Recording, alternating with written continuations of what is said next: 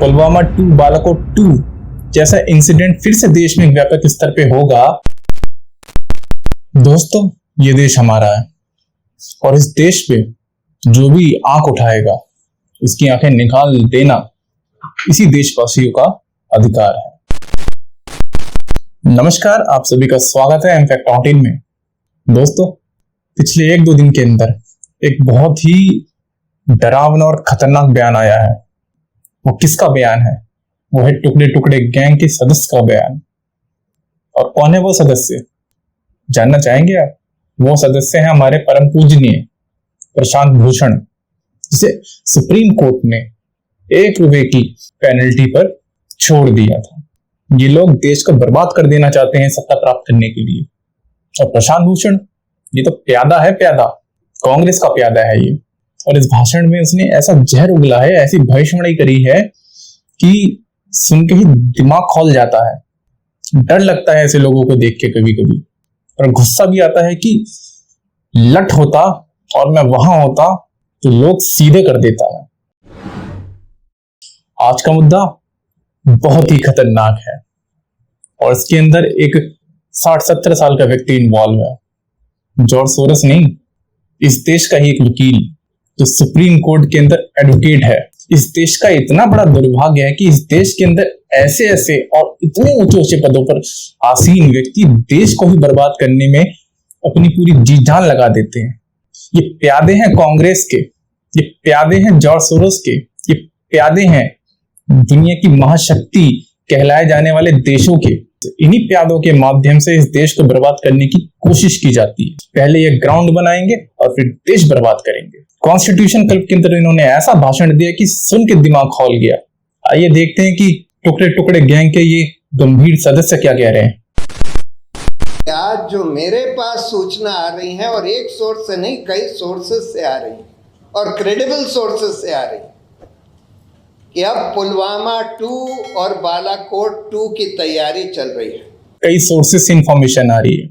Advocate है ये, इन्हें क्या भारतीय संविधान और भारतीय सरकारी व्यवस्था का पता नहीं है? क्या ये व्यक्ति देश की सुरक्षा एजेंसियों को ये जानकारी दे नहीं सकता कि इसके पास ये इंफॉर्मेशन कहां से आई? पुलवामा 2 बालाकोट 2 जैसा इंसिडेंट फिर से देश में व्यापक स्तर पे होगा, इसकी इंफॉर्मेशन क्या ये व्यक्ति नहीं दे सकता? देगा कहां से? जितनी भी देश विरोधी ताकतें हैं उसके साथ खड़ा पाया जाता है ये नमूना। ये लोग सत्ता में आसीन होके, ऊंचे पदों पर होके ऐसी बातें करते हैं कि जनता मूर्ख है, जनता को तो कुछ पता ही नहीं। हम तो बेवकूफ है ना, हम तो गधे हैं कि हमें कुछ नहीं पता। जब भी देश को तोड़ने की बात होती है तो ये व्यक्ति वहां पर जरूर दिखेगा। कभी यादव के साथ दिख जाएगा, कभी टिकैत के साथ दिख जाएगा, कभी फलाट ढिकाना, पता नहीं किस किस के साथ दिखेगा। और सरकार को सब कुछ मालूम होते हुए भी वो कड़े कदम उठा ही नहीं सकती, क्योंकि अगर वो कड़े कदम उठाएगी तो हम हिंदू, हम मूर्ख हिंदू जाके अपनी सरकार के ही पैड काट डालेंगे। क्यों? क्योंकि हमें तो कुछ समझ में आता नहीं रोटी दाल चावल के अलावा। हम अपना घर ही चला लें, हमारे लिए वही काफी है। भले ही साइड वाला घर जल जाए, बहन बेटियां वहां पे ठोकर डाले। अभी सरकार इस व्यक्ति के खिलाफ स्ट्रिक्ट एक्शन लेगी तो कम से कम 1000 लोग निकल के, लाख लोग निकल के अगर सुप्रीम कोर्ट के सामने खड़े हो जाए तो सुप्रीम कोर्ट की मजाल नहीं है कि कोई गलत डिसीजन ले ले और कोई स्ट्रिक्ट एक्शन ले ले। और सरकार हमारी ये सब देख के हिम्मत में आएगी, क्योंकि सरकार वोट से बनती है और वोट हम लोग देते हैं। सरकार वही करेगी जो हम चाहेंगे। और क्या तैयारी चल रही है जो मुझे सुनने में मिला है, मैं उसको ऑथेंटिकेट नहीं कर सकता, ना ही ये बता सकता हूं कि किन लोगों ने मुझे बताया है। इनको इंफॉर्मेशन मिल रही है सूत्रों से जिसे ये बता नहीं सकते। ये एडवोकेट हैं जिनका काम देश में न्याय दिलाने का है, और उस न्याय दिलाने में खतरे की जानकारी देना भी होता है। ऐसे ऐसे एडवोकेट बने हुए हैं हमारे देश के अंदर, और ऐसी ऐसी हमारी कानून व्यवस्था है। सीजेआई को तो बुलाकर 2 लठ देने चाहिए कि जब आपको पता है कि देश में ये हमले होने वाले हैं, होने वाले हैं या आप करवाने वाले हो, तो ये कौन करेगा? जैश ए मोहम्मद, ISIS,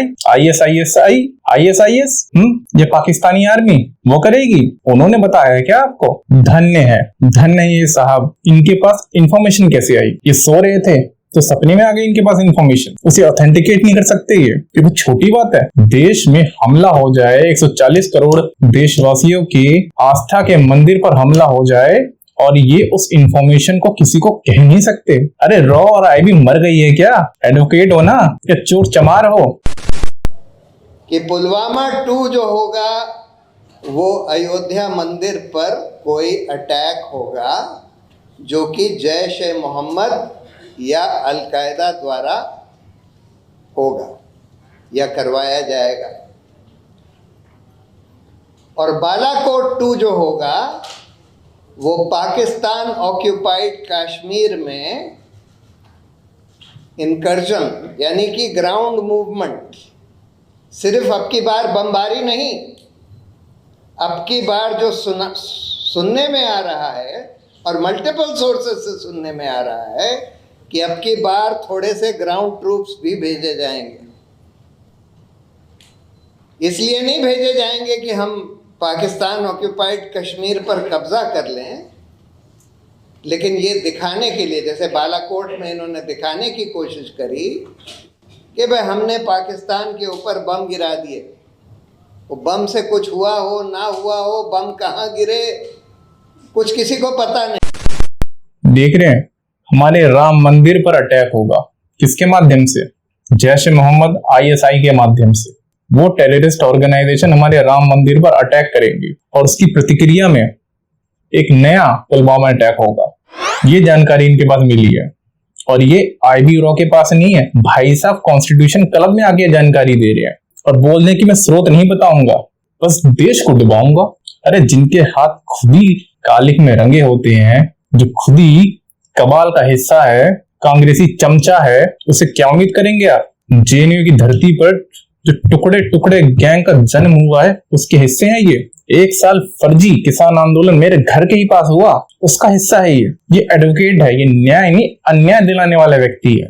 और क्या कहा इन्होंने कि कश्मीर के अंदर फिर कोई इंसिडेंट होगा, एक्सीडेंट होगा, जिसके रिस्पॉन्स में बालाकोट होगा और हमारी आर्मी पाक ऑक्युपाइड कश्मीर में घुसेगी। इन्हें मतलब देश में हमारी IB के लोग, इंटेलिजेंस के लोग जहां घुसे हुए हैं उन्हें कुछ नहीं पता और एक एडवोकेट को पता है। और अगर इन्हें पता है तो ये जानकारी एजेंसीज को नहीं दे पा रहे। ये कहना क्या चाहते हैं? क्या ये सब कुछ टूल किट है क्या? आगामी 2024 के इलेक्शंस आने से पहले ये चीज करवाना चाहते हैं क्या ये लोग, ताकि बाद में अपनी छाती पीट सके कि मैंने तो बोला था, हमने तो बोला था। और इतने शर्म किस्म के लोग होते हैं ये कि देश की बदनामी करने में लगे हुए हैं। अरे भैया आपको BJP से नफरत है ना, अरे तो उसका विरोध कीजिए ना आप। अरे उसके चक्कर में देश का क्यों विरोध कर रहे हैं? अरे देश हमारा भी तो है, तुम्हारे बाप का ही थोड़ी ना है। तुम तो गंदगी कर दोगे, बाद में तो हमें झेलना पड़ेगा सब कुछ। अरे जमीर मर गया है क्या भाई तेरा? जब तक इन लोगों की माँ बहनों के साथ कुछ गलत नहीं होता तब तक इन्हें समझ भी नहीं आएगा।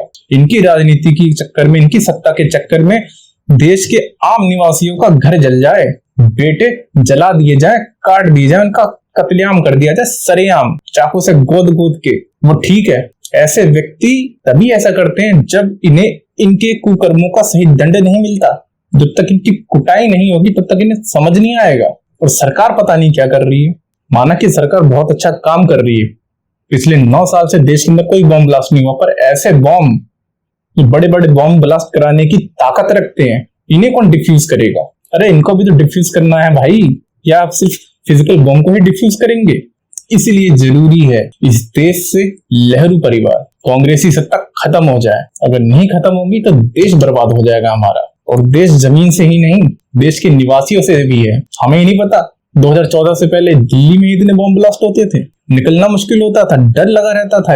आज की सरकार जो है वो बहुत सही सरकार है, उसकी वजह से देश तरक्की कर रहा है और देश के अंदर बड़ी मात्रा में बॉम्ब ब्लास्ट नहीं हो रहे। हाँ, वो बॉम्ब ब्लास्ट कन्वर्ट हो गए हैं बड़ी मात्रा में दंगों के रूप में, जिसे आप आए दिन कभी दिल्ली दंगे के रूप में देखेंगे, कभी मेवात के अंदर कांड होता हुआ देख लेंगे, रैलियों पर पथराव होता हुआ देख लेंगे, आगजनी करते हुए देख लेंगे। बम नहीं फट रहे तो लोग तो फट रहे हैं रोडों पर। जब तक इन्हें कूटा नहीं जाएगा तब तक इन्हें समझ भी नहीं आएगा। और बेहद जरूरी है कि 2024 में जो सरकार अभी है वो फिर राष्ट्रीय स्तर पर आए, पूर्ण बहुमत के साथ आए, ताकि इस तरह के असामाजिक तत्वों का, देश विरोधी तत्वों का समूल नाश हो जाए और हमारा देश महाशक्ति बन जाए, सनातन का उत्थान हो जाए। इस देश में इतनी ताकत है कि देश पूरी दुनिया को धर्म की राह पे ले जा सकता है, पर धर्म की राह पे ले जाने से पहले अपने ही घर के अधर्मियों का खात्मा जरूरी है, उन्हें टाइट करके ठीक करना जरूरी है। और वो कैसे होगा मोदी जी के शांत डंडे से या योगी जी के गर्म डंडे से? ये तो सत्ता में आसीन सत्ताधारी तय करेगा।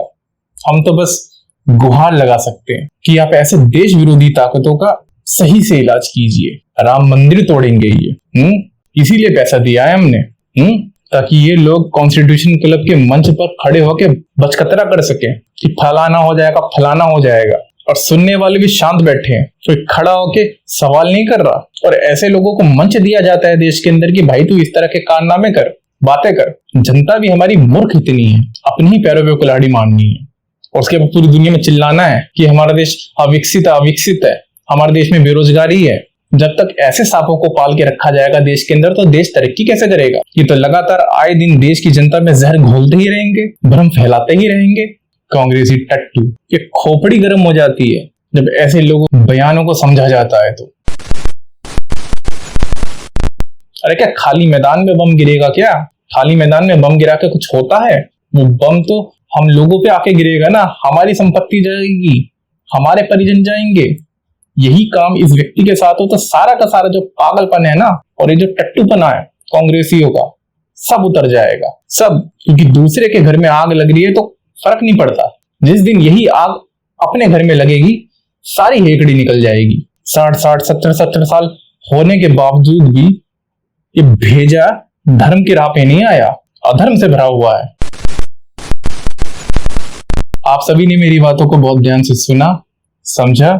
इस चीज के लिए आप सभी का धन्यवाद। वीडियो को ज्यादा से ज्यादा लाइक करें, शेयर करें, सब्सक्राइब करें और इस वीडियो पर अपनी राय जरूर दें। आप सभी का फिर से धन्यवाद।